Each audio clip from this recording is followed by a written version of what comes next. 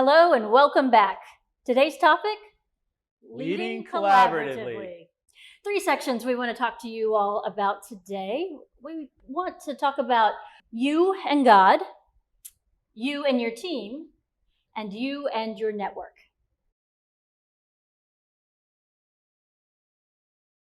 This module I'm so excited about because it's so important. It's so personal to me.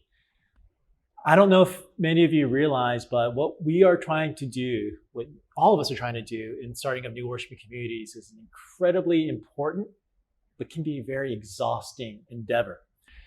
Just ministry in general. Now, I know not everyone identifies as pastors, but I just wanted to give everyone here just a few basic statistics. Back in 2015, when these statistics were released, it says that roughly every month in America, 1,500 to 1,700 pastors quit. Everyone just quit. And one of the primary reasons why they quit is that 80% feel discouraged, unqualified. 50% on a regular basis just simply want to throw in the towel and say, I'm done. This is such an important piece to everything that we're talking about, because if we are not well spiritually, emotionally, mentally, it's really going to be difficult for us to start any type of new worshiping community. This is personal to me because back in 2012, when I started 4 Points, this was everything, and my entire life was poured out into this without realizing that there were going to be some unintended consequences that I did not foresee. Every waking moment that I had, I was either focused on getting 4 Points off the ground or focused on my job, where I was a multi-vocational person at a bank. And as a result, I would spend pretty much my entire day full-time at the bank from about 7:30 till roughly 6:30, get home around 7:30 if I'm lucky. And then at 7:30, I would then focus right into ministry. I would jump into whatever needed to get done from 7:30 till roughly about 11 o'clock at night, maybe even to midnight. And this was my daily routine. And then I didn't have a single day off from Sunday to Sunday, Monday to Monday, Tuesday to Wednesday. This was my life. And I did this for about 2 years straight. Now, mind you, I have a spouse. At that time, I had 2 young boys. And I thought I was spending adequate time with them. I thought I was spending adequate time with my spouse. I thought I was spending adequate time with my boys. I thought I was spending adequate time for myself. But in reality, I was fully engaged in the ministry and at my multi-vocational job. And I had no time for myself and God, no time for my family, no time for my spouse. The harsh reality, though, is I was blinded to this. It was a blind spot of mine, to the point where, because I was so engaged in the work of God, but not with God, everything started to crumble. The church was growing. We were making important strides, and every week we felt like we were taking a step forward. But what was happening was, what I said was the most important thing in my life, outside of God, was my family, but it was kind of shaky. It was kind of falling apart a bit. And the primary reason was my walk with God, my relationship with God was completely non-existent. I didn't have any time for self-care. I was so focused on the work of the ministry and my job.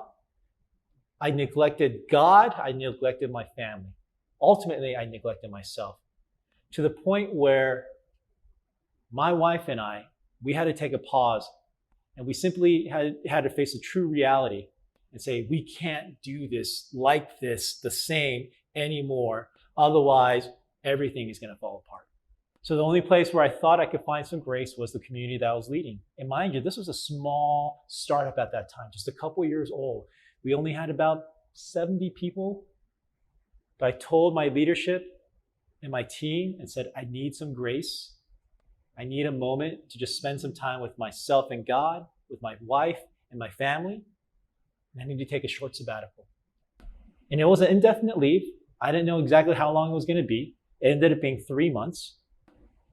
And in that time, in 3 months, I spent some incredibly precious and valuable time with God.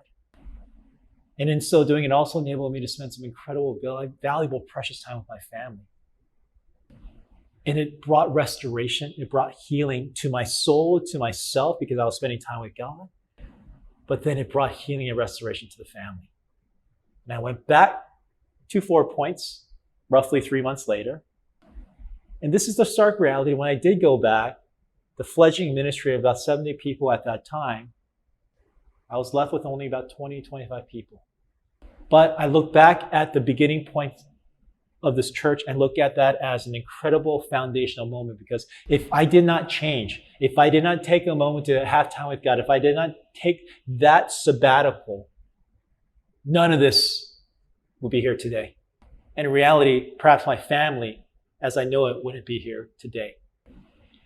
I cannot emphasize more. I cannot underscore more how important it is for us to remember that, yes, the work that we're doing is vitally critical and vitally important.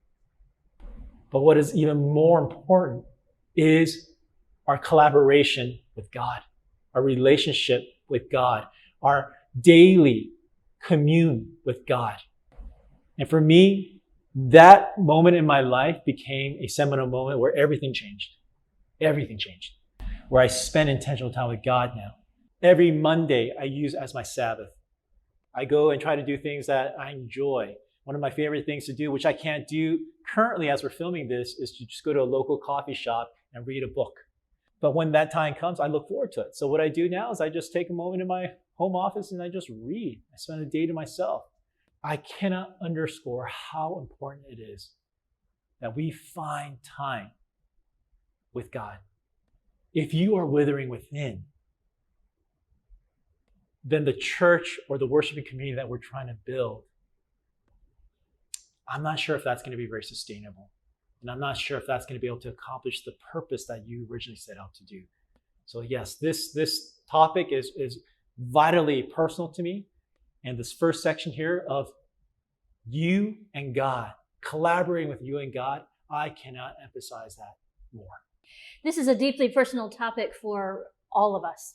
Almost everyone I know has had a moment in their life or in their ministry where they had to recalibrate, where they needed to sit down with God, with people they love, with themselves, with their church or their new worshiping community, and move things around to make a rhythm of life that was more vital, more sustainable, that led to more flourishing. An empty lantern provides no light, but self-care, time with God, time with the people and activities who make you thrive, that is the fuel which allows your light to shine brightly.